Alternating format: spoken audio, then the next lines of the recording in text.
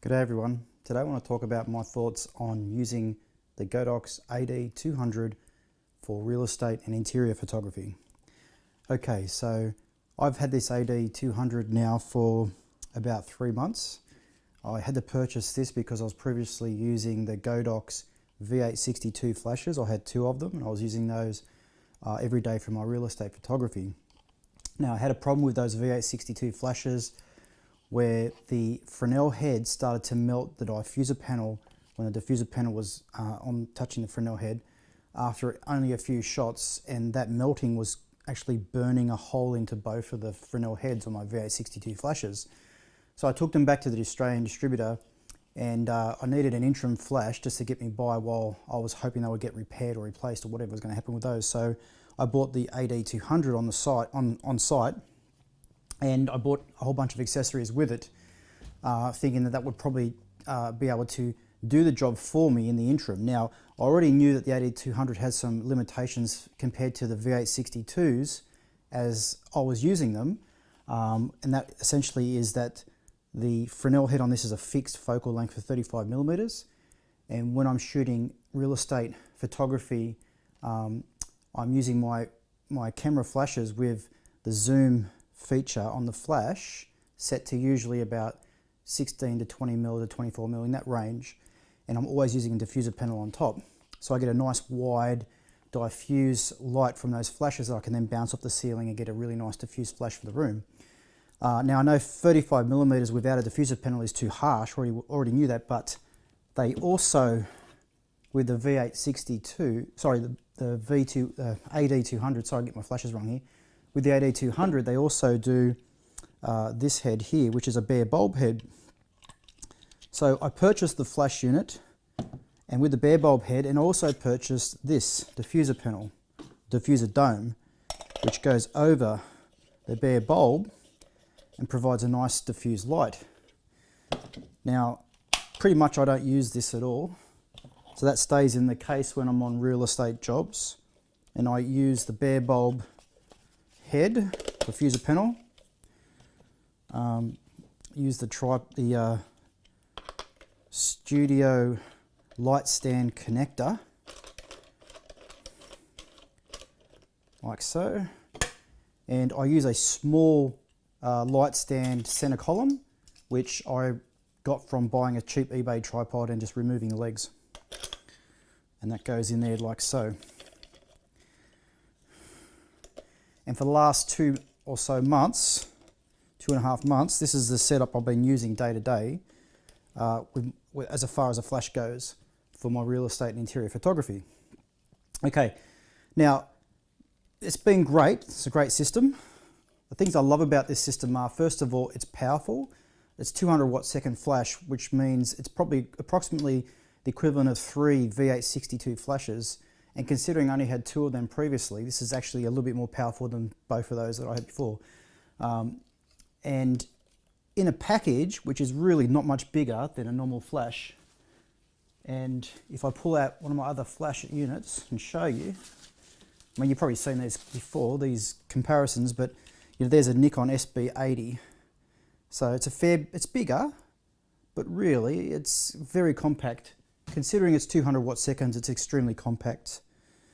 Yeah, so very compact, high power, and it goes with the X1 controller I already had. And I was hoping that my V862s would be replaced or repaired within 2 to 3 weeks. I would have them back, and then I would have this plus a pair of V860s, and I'll be able to light pretty much any large room of any property, or up to luxury properties with, you know, huge open plan lounge rooms with high ceilings, etc., which I do from time to time. Unfortunately though, Godox started playing hardball, and they've only just agreed in the last, say about a month ago, they agreed to replace the flash units. Now it's been a month and they still haven't replaced them. They're supposedly going to send new flash units to the distributor, which they still haven't received. So they're still playing hardball with me, which is a real pain, so I'm stuck with this at the moment, and the SB80, which is not an ideal setup, but it's better than I was before. Now I didn't want to buy any more flash units.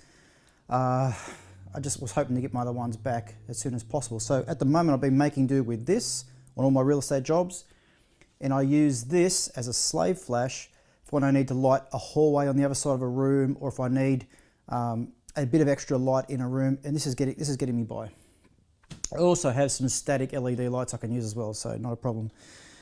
What I love about this, apart from the compact size and the power, 200 watt seconds I've already talked about, I love the fact that this has got a built-in lithium-ion battery. That's fantastic. The battery lasts for me all day, really does. And being so powerful, I don't have to use this on full power all the time. I can use this on half power or quarter power for a lot of shots and still get an excellent amount of power out of this, even with a diffuser dome on.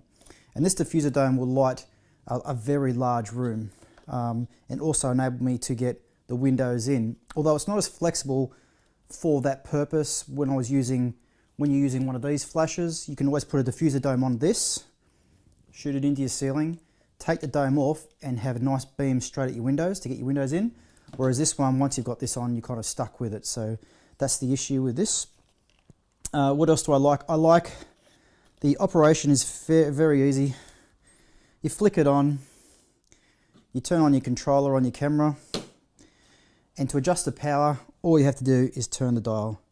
Very simple. You don't have to press any buttons, you don't have to dig into menus, you don't even have to press enter afterwards. You just turn the dial to the power you want, and if I turn that on,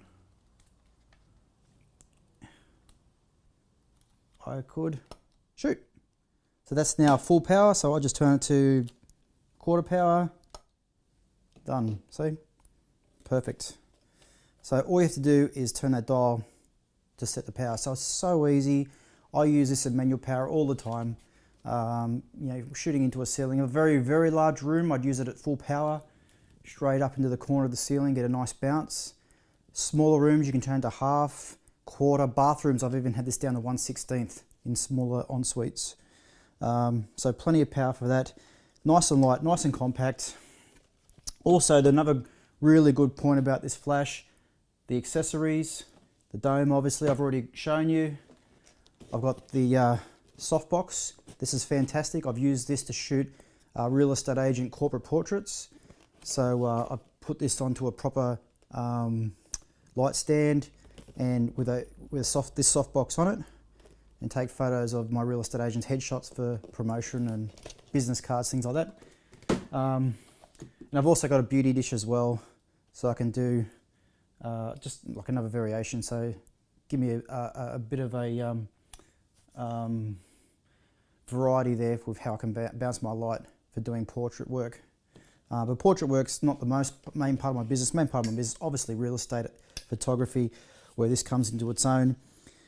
The things I don't like about this, one of them is this connector here. I mean, if you can see that, it's hard to adjust this because it's so close to the unit when you're trying to adjust the tightness on this lug screw. And that just tightens this screw which holds the unit. Now Godox obviously hasn't designed this to be used as a portable flash. They've designed this to be used statically on a light stand. So it would just sit on a light stand like that with umbrella going through there or a softbox on it, no problem. But I'm using this portable, so I'm walking around with this in my hand, holding up, bang, bang, shooting flash into the ceiling, shooting this way, shooting that way, and obviously as a result I'm putting more strain on that joint there. Now it's holding up fine. The threads are actually metal, and you've got one on the side as well. They seem to be holding up just fine, but my issue is from every now and then, under its own weight, it can loosen. So you can be like that and it'll loosen suddenly on you and drop, which just scares you. It's frightening because you think you're going to drop it, but you don't. So it's a little bit wobbly. This is all plastic, so there's a little bit of give in there, and it's a little bit wobbly, a little bit not so sure about it. It does hold the weight quite well, but you've just got to watch that. So probably that's my biggest bugbear with the unit. That plus just portability. When I'm traveling onto jobs, I take the case with me because it's got this hole here, and that essentially allows me to transport the tube safely. Okay, so I put the tube in there, put the other bits in there, and I can transport that safely from job to job. Now I could put it straight in my camera bag, but But I don't have anything I can put this in to keep it safe, that it won't fall out of and it won't get crushed, broken, damaged, etc. So it's just safer in here, so I take this with me everywhere. The only issue with the cases though is this, it's a good strong case, but I do have a problem with the zipper is catching on the corner here, and it's actually damaged. It's just the zipper keeps catching there and I have to fiddle with it to get it to work. Now I can't get it to work. So it's probably going to break. It's probably going to be a real pain. I'm going to have to cut that off or something soon. I'm not sure, but you can actually see where the zipper is starting to tear off there. So, I mean, the quality is not the greatest, but it keeps the bulb safe, and that's what I'm happy about. So far so good. I haven't had any dramas with it. I find the quality of light though to be quite harsh and to be quite a white light. So it's a very white light. And you do notice sometimes when you're shooting in rooms, the light, even compared to daylight, there's a bit of a difference in this light compared to daylight. This is quite light, quite harsh, quite white. So you can have issues color balancing this with daylight if you hit the ceilings too hard with this. And I have noticed that. So it'd be nice if I could gel this somehow and just warm it up a little bit more. That would be fantastic. So I could blend it a little bit more in when I'm shooting a large room with big windows with daylight. That way I could blend this light into the daylight a lot better. So I just can't seem to do it somehow. And I didn't have those problems when I was using Canon flashes, 600 RTs. I always found they seemed to balance beautifully with daylight, window light coming through. This is just doesn't do that. And the light is a little bit more harsh. So the quality of the light's probably not as good as your high-end Canon and Nikon flashes.